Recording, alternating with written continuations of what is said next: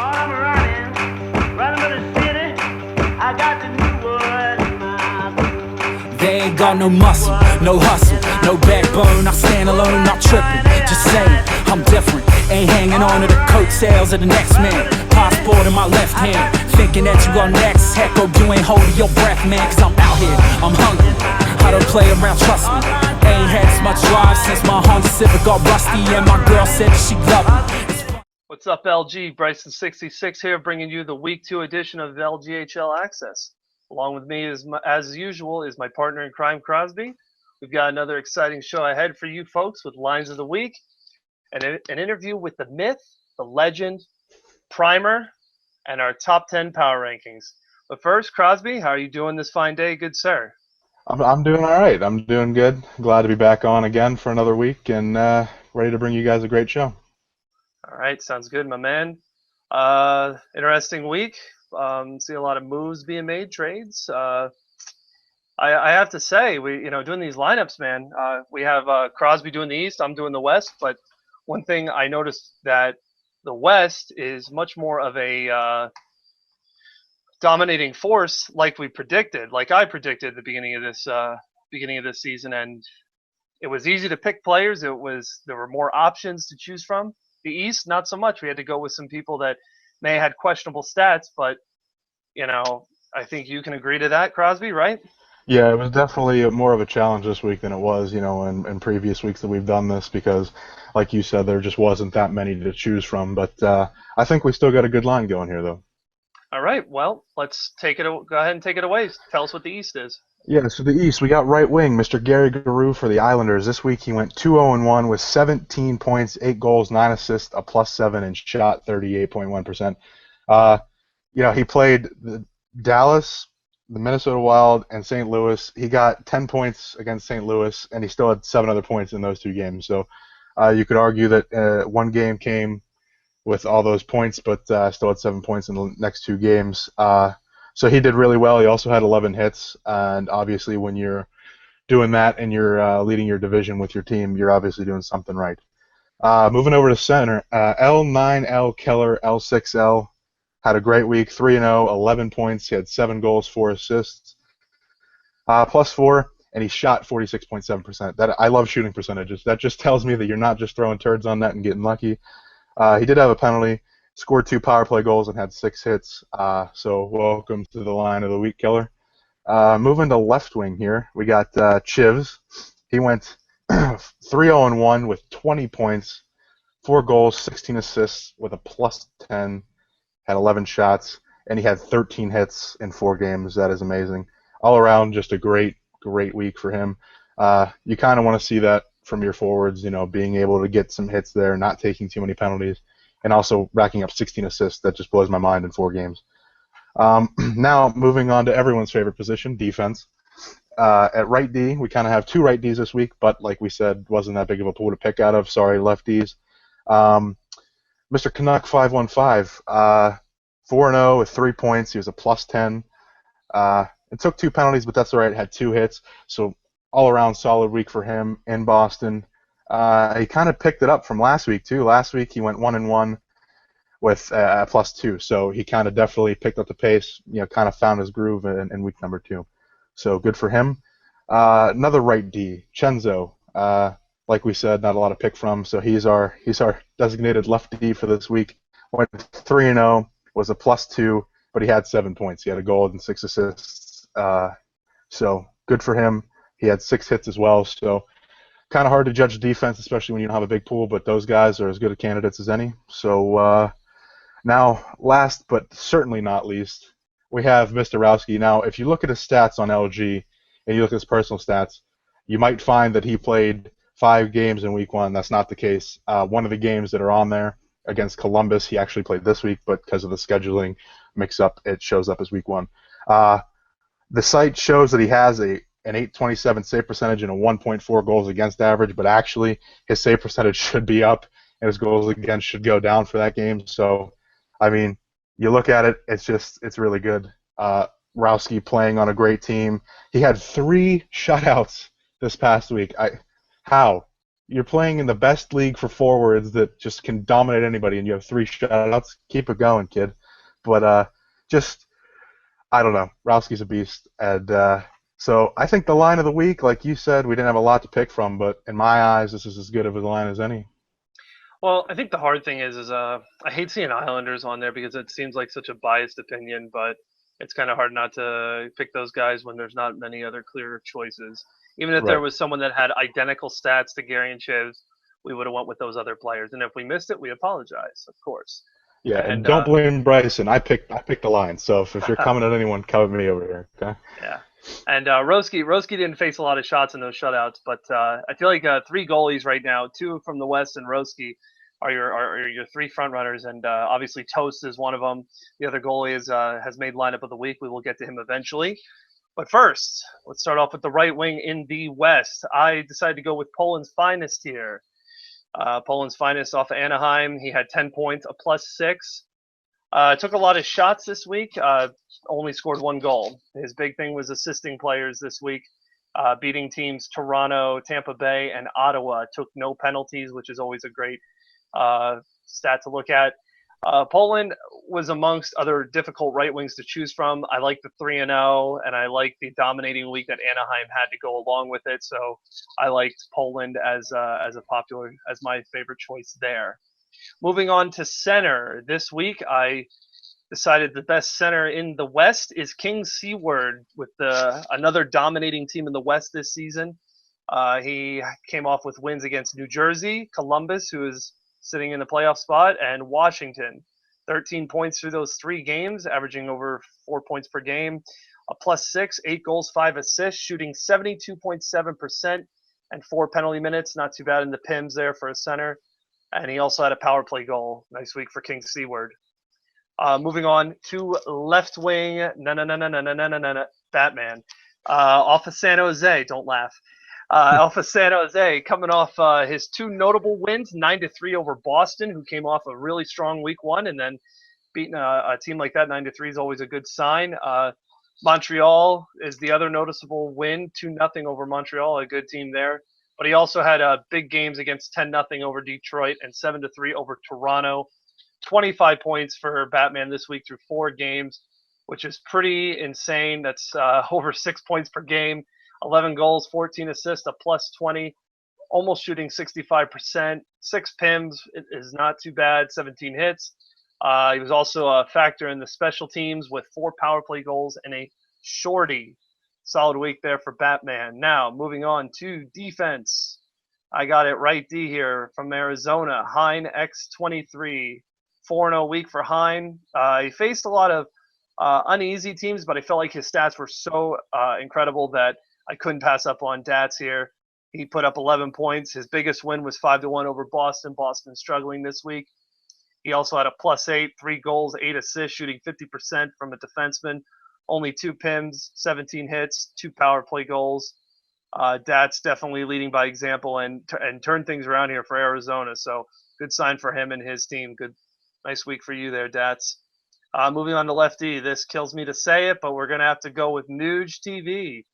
Nuge putting up a 3-1 week. His only loss coming to the struggling week that Boston had. But again, Boston is still considered a good team in my eyes. 2 big wins, though, for Nuge against Buffalo 4-1 and Montreal 3-1. He also beat Detroit 3-1. Totaling his points here this week were 6 in a 3-1 week. All assists, no goals for Nuge. +8, 4 PIMs, 6 hits. Nuge seemed like he's playing a good defense. I'm sure that's going to come as a surprise to some people. So solid week for Nuge there. Moving on now to the netminder. If I didn't give it the hint away earlier, it is Dolph Ween. Dolph Ween putting up a very good week. Toast put up incredible numbers, but just didn't have the record. Unfortunately, I know that's not always the goalie's fault, but we're going to have to give it to Dolph regardless here. He went 5-1, big wins over Boston 9-3, Montreal 2-0. His only loss came to Buffalo. Buffalo standing pretty high in the seeding in the East there. He had an 83.3 save percentage, 60 shots, averaging 10 shots against per game. GAA was a 1.7, so keeping that under a 2 is solid. Good week for Dolph, continuing his success that he had last season as well. So Yeah. that, And like you said, to mention those goalies, Stamkos, Dolphin, and Rowski, I think throughout every season, even last season, that those were the three guys that were going into it like, okay, we definitely know these three guys are going to be up for the Vezina at some point, this season being contenders. But yeah, that line looks scary. I wouldn't want to face anybody on that line. Yeah, good. Like you said, same three goalies we're seeing here season to season. You got to keep in note as well. Fournier's actually there. I saw his name in the top leaderboard. So last season's Vezina winner, making some noise, hopefully trying to get back into the race. But those are our lines of the week. I like them. Like I said, the West is looking like the stronger conference, as we stated earlier. But good stuff here this week. But that wraps it up for the lines of the week. Next up, we've got the big interview.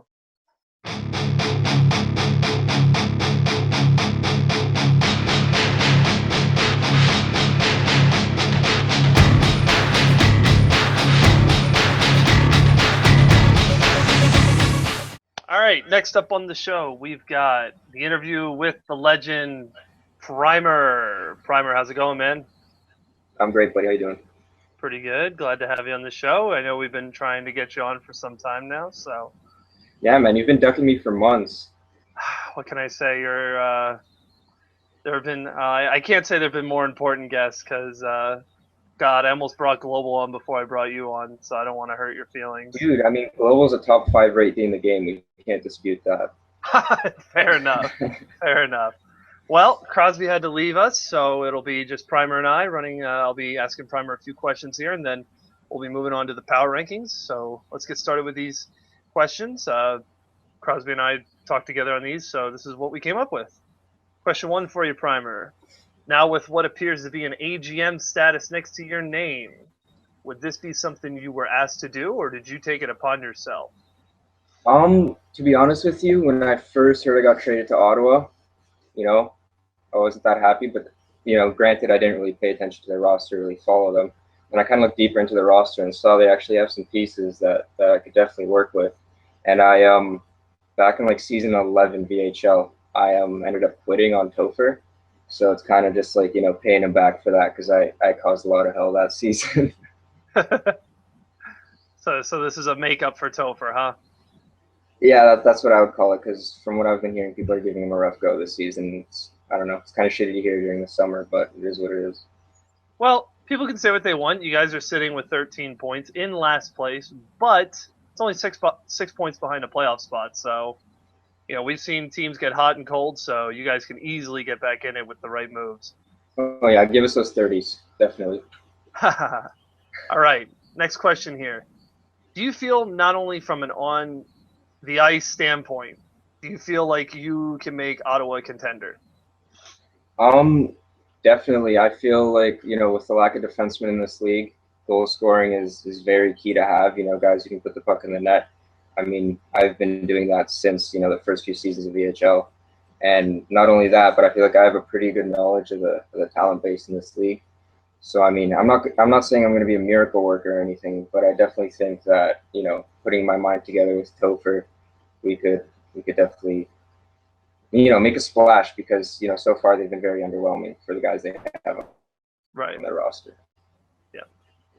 All right. So next one, we're going to take a little, get on our time machine here and take a little trip back here. You played during season 18, which was on Pittsburgh, I believe, correct? Yeah. Okay. I felt that was like an aftermath of one of the hardest seasons, which was 17. You didn't play in 17? Am I saying this right? Yeah. Yeah. Okay. I didn't play in 18, however, but I do know how hard season 17 was, and I know how big of a drop off is it from the past seasons you've been a part of till now. And not just 18. I'm talking the other leagues as well. I don't know. It's tough to say. I would say the first line depth is still, around the same. The first lines are still the first lines. The big name players are still big name players. The second lines, you start to get that little drop off, but it's still kind of, the same thing.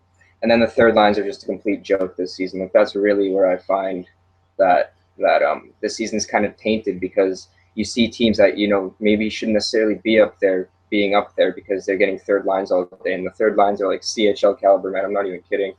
So I mean, other than that though, like I would still say there's a decent enough talent base here to not, this isn't a write-off season by any means. It might be shortened. There might be, bad third lines, but there's still definitely a lot of talent around. I completely agree with that. I like that answer, so I can agree with you on that one. After looking back on it, do you have any regrets playing during these seasons of what people would call "quote unquote" lost talent from salary and bidding and decent stats? Most could argue you're one of the better players in the league, and I don't mean to flatter you. It's the truth. You normally go expensive, higher priced in bidding, and you put up the decent stats. Do you feel like? Well, it's a two-part question.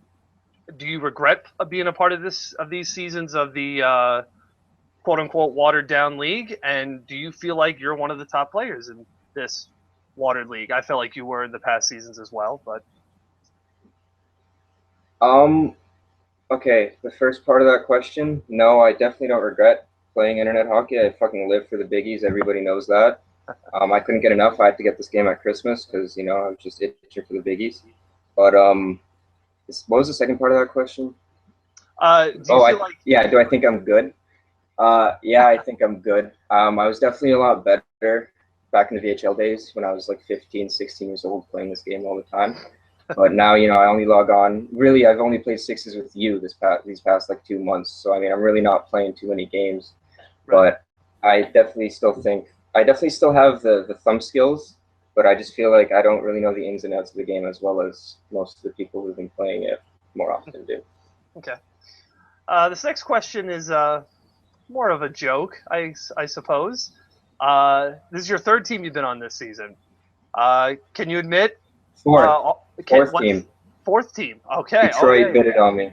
That's and right. I said, no thanks, buddy Slobberts. I'm not playing with you. All right. So 4 teams you've been on this season. Can you admit here on the show right now that J Rules had a better built team than any other team you've been on this season? Absolutely, but fuck that guy. I know he watches, so I'll look forward to his response. That's awesome. Okay, so the final question here is, what's your future? Are you moving to Xbox One, or is this the last season for a while for you? To be honest, I'm actually probably gonna call my Xbox One in like 2 weeks or so. So I'm planning on playing, for NHL 16, but I might be making a switch to defense or goalie. Most likely goalie. Goalie was the old prime, was it not? Right, back in the VHL. I played goalie for like 2 or 3 seasons, but I would still play a lot of forward. I honestly haven't played a shit ton of goalie since about NHL like 10, 11. Gotcha. Right. All right. Sounds good, man. All right. So, good interview. As always, like I said before, I appreciate you coming on the show. Thanks for answering those couple questions. Next up, we got the power rankings with Prymerr and myself. Headed for the open door. Tell me what you're waiting for. Look across the great divide. Soon they're gonna hear the sound. All right, next up we got the power rankings, and this is our last subject for the show. Prymerr and I will be rotating off and on for each team, giving our thoughts on each team, but each of us will start off rotating here. We're going to start off at number 10 here, and I will be taking the lead with the Dallas Stars. Dallas having a pretty rough week for a team that we feel that's going to be pretty dominant this season. Big wins came over Philadelphia, over my Islanders in overtime 5-4. Columbus, who's a team that's actually ranking pretty well in the East Metro at number 3, 5-2. They beat them earlier in the week. They also had a 5-2 win over Colorado.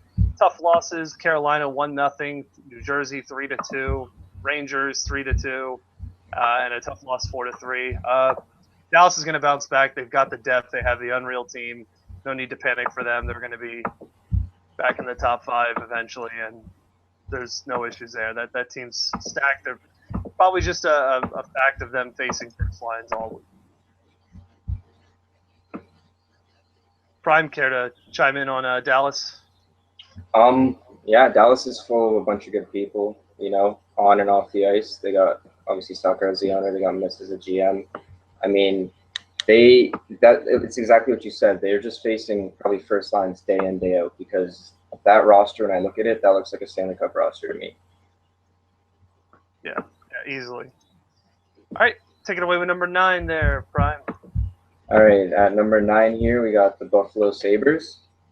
Looks like they put up a 7-3 week. Pretty good.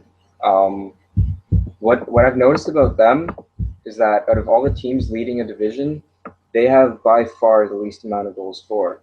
They're at 55 goals for, and you know, granted they have a really good goal differential with only 45 goals against. What that says about them is that they buy into a system of really good team defense, and I think that proves it, because they have a bunch of guys, just really solid defensemen. You know, no one crazy. You know, they got Gino, which they just traded for. They got Brandon, they got Mud Dog, you know, so they just have a bunch of guys who are just gonna play really good defensively, and then they got basically all their forwards except for MVP know how to play defense. Shout out to that guy, he's a bum. And then what really caught my eye is they have your new stepdad playing goalie, and I know he was a forward last season, and I've seen him play so far once in net, and he was actually a freak. I see he's in the top 10 for save percentage right now too. So I mean, this team really, when you look at it, they're all about the defense, and you know, they only had one tough loss last week. That was to Edmonton, but you know, the rest looks like they're really cleaning house. I mean, sweeping. They're really sweeping everybody away, like Carolina, San Jose, even Arizona, like Vancouver. You know, everyone likes to talk bad about Vancouver, but they're doing well. So I mean, we'll see how they do the rest of the season, but defense really does win championships in this league. I think what Buffalo did was that this was a week where all the other teams in the East Atlantic struggled, and Buffalo thrived on it, and they really definitely took advantage here and took first in the East Atlantic by just thriving off everyone else's misery. So good for Buffalo this week and putting in a strong week when they needed to. Yeah, a lot of good people on that team. Yeah, for sure. All right, next up at number 8, we've got a new face to the top 10, the Philadelphia Flyers. Flyers put in a very good week, though they're sitting 4th in the East Metro and 7th in the Eastern Conference. They did put in a 8-2 week. Big notable wins is 6-0 over Nashville, 3-2 over Winnipeg, 4-3 over Montreal. I mean, lots of goals being scored for this team, and that's kind of surprising. This wasn't a roster I'd look at and would think, wow, you know, these guys are going to be a juggernaut. But I'll tell you what, they stepped up this week, and they definitely put themselves back into good position for the playoffs. I know it's early in the season, but I mean, it is a shortened season, so every week is pretty crucial. So 8-2 week for Philly, beating some good teams. Their only losses came to Dallas, like we said, a very talented team there, and Minnesota 7-2. So solid week for Philly. Good job for Ricochet and the boys. I see this team to continue to play well. They just acquired Vicious Tyrant, who I think is an upgrade over your boy. So, you know, they improved in goaltending, and as long as they keep scoring the amount of goals they've been scoring, you know, I don't see this team. I see this team continuing their success throughout the season. Prime. Yeah, and up next we got the Pittsburgh Penguins. I believe that's in at number 7 here. This is one of those teams where I really don't know how I feel about them. Like, you look up and down the roster, you see a very, very good first line. But then from there, I don't really know how much else there is, because they got Gergs, who's, in my opinion, top 3 player in the game. They got Backlund, who, you know, he can press up and whatnot, so that's good. But I really think that they're a product of their environment, and they're getting a lot of third lines. I mean, big shout out to GB though. He's dominant between the pipes. Everybody knows that. But I don't know. I'm not really too sure how I feel about them, but they do deserve to be in the top 10 just because that first line is just absolutely disgusting. They had a big 4-3 win against Dallas. Slapped my Sens 4-0. Beat Nashville 1-0. beat Winnipeg 2-1. So I mean, clearly they're grinding out some games, and good for them. I mean, they need to get Gal Apples off that roster if they want to make a splash. But other than that, they're doing well.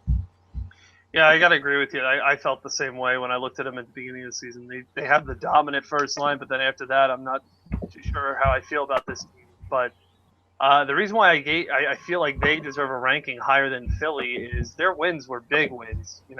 Like you mentioned, Winnipeg, Nashville, Dallas, all three very good teams that they picked up wins over this week. So, yeah, I mean, they're second in the East Metro, third in the East. Good for them. I mean, they deserve to be in this top 10, like you said.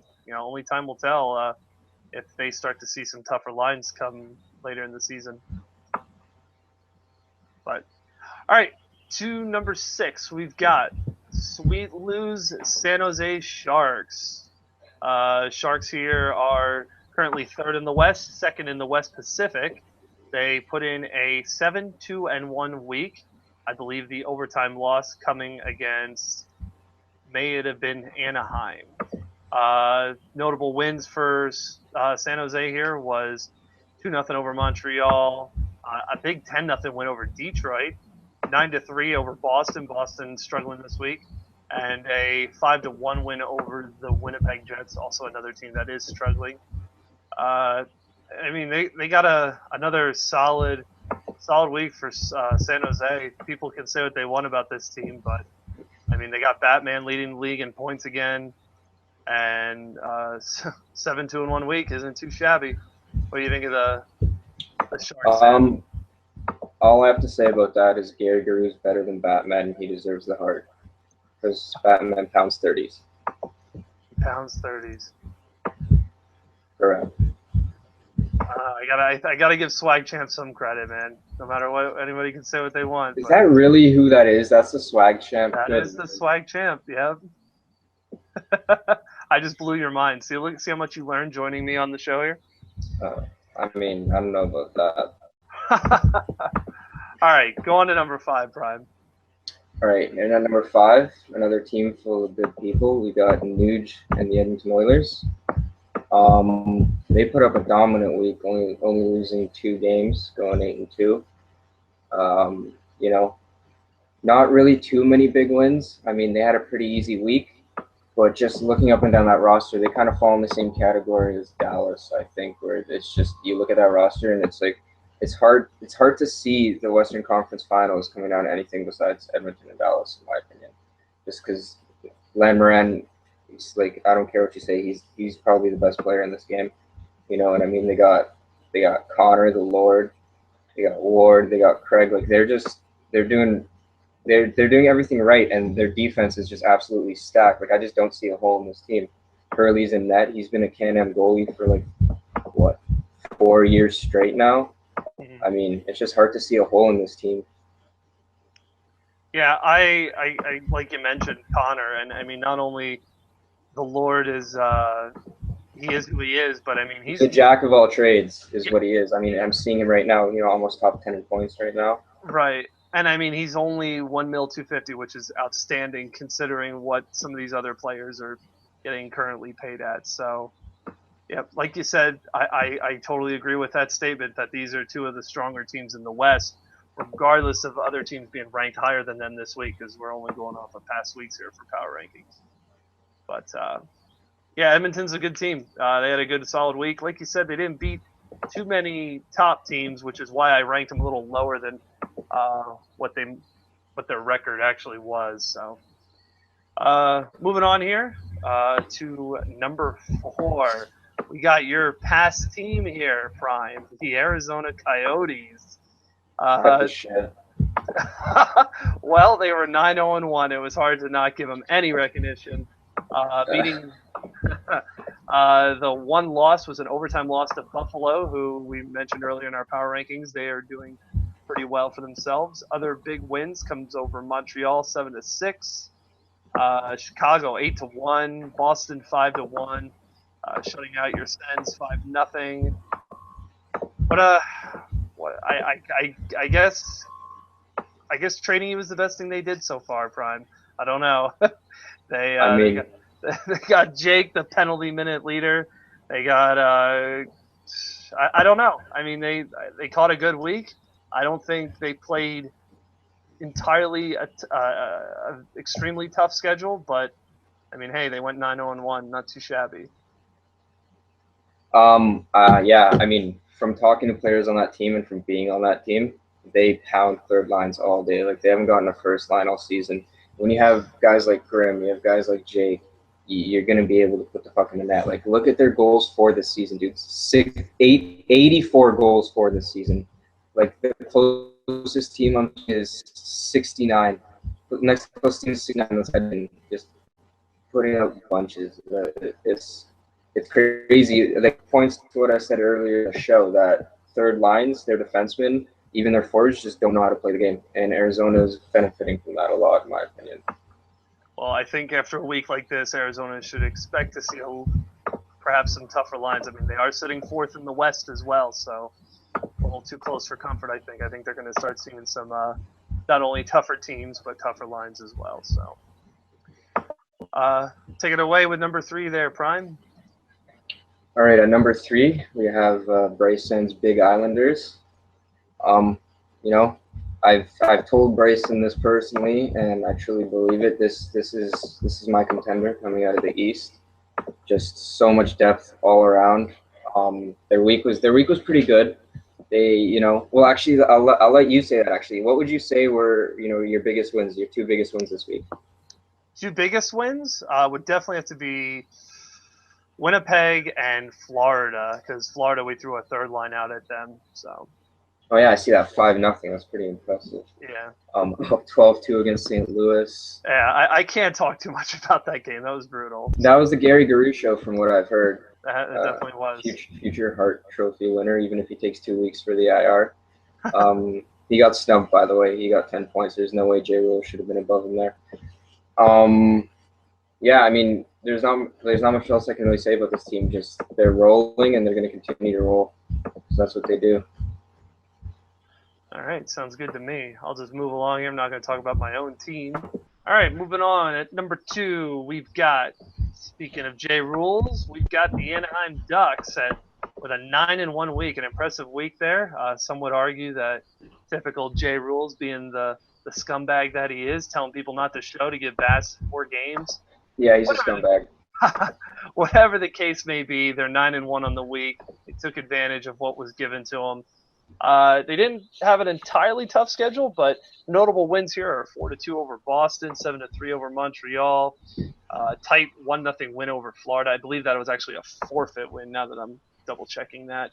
5-1 over Detroit. Their only loss was 3-2 over the very good Buffalo Sabres this week. So good week for Anaheim, 9-1. Prime, you got anything to say about these Ducks? I like everyone on that team except for Jay Rules. He's a scumbag. Not much else to say about that. They're gonna do well. Yeah, absolutely. Especially with the likes of Bass. Poland's a nice player to have there as well in the team, and I like what they have on defense with Flo Pooch, J-Bid, and Dinosaur. Yeah, I would like to say, out of all the D-men I've played with, Flo Pooch, as much as I hate to say it, is probably one of the best at breaking the puck out. Like, he's very, very good offensively. That's probably part of the reason why me and Suter had so much success last season. I can agree to that. I've played with Pooch before as well, and he's a very good defenseman overall. But I don't think they have the talent of the Suter and Prime line, so I think that's going to hurt them. Thank you. All right, take it away. Finish it up here, Prime. All right, to finish it up here, we got the Nashville Predators, ran by old man A1 Freak. You know, when I look at this team, they don't really have the same kind of depth that they've had, especially up front in the past.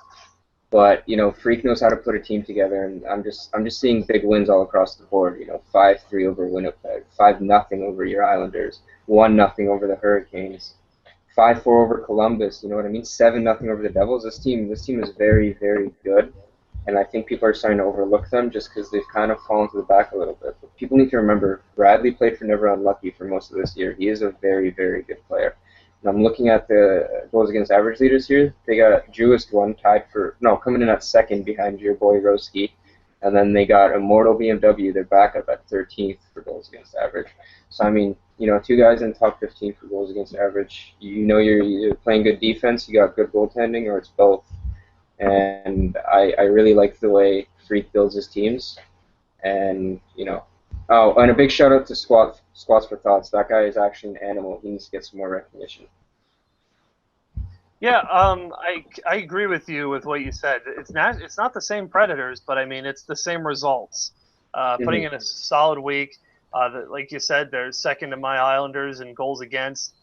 You know, not just coming out of nowhere. So I really didn't look into the lines. I'm curious if they were facing good lines. I mean, they faced a good line on my team, and they went up against Prymerr and Brett and shut them out 5-0. So, I mean. As far as I'm concerned, and when the whooping they gave my team, they're a team to be taken serious. And I think A1 Freak's got himself another contender, but we'll see how it goes because the West is one of the toughest. It's definitely the tougher conference here between the two. Oh yeah, absolutely. So. All right, that does it for the power rankings, and that does it for the whole show. Prymerr, I thank you for being on the show, man. It was a pleasure, of course. Oh yeah, man, no worries. If you ever need me to come around again, I'll definitely be down. This is fun. All right, sounds good, man. Thanks a lot. Anybody that's interested in being a part of the show, just hit me up, and we'll try to organize something here. As for next week, we'll see y'all next week. Thanks again, Prime, and good luck to everyone in week 3. Music from the soul, don't need them to help me. If they fiending for the flash, they should take another selfie. Said I'm running like Mo Farah, so dapper. Swear the whole world could go against me, it don't matter, man. Get it while I'm living, all I ever hear's the clock tick, tick, ticking. So I'm about my business and I'm running